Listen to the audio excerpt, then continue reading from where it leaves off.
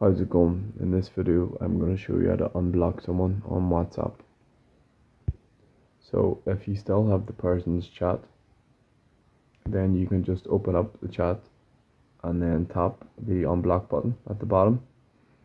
But if you deleted the messages and you don't have the chat, then you would come into your settings by pressing on the three dots in the top right, and then opening up your settings. And then from in here you want to select the privacy tab, and then scroll down until you see the contacts,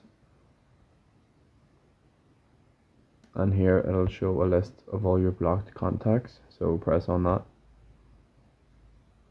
and then press on the person's name that you would like to unblock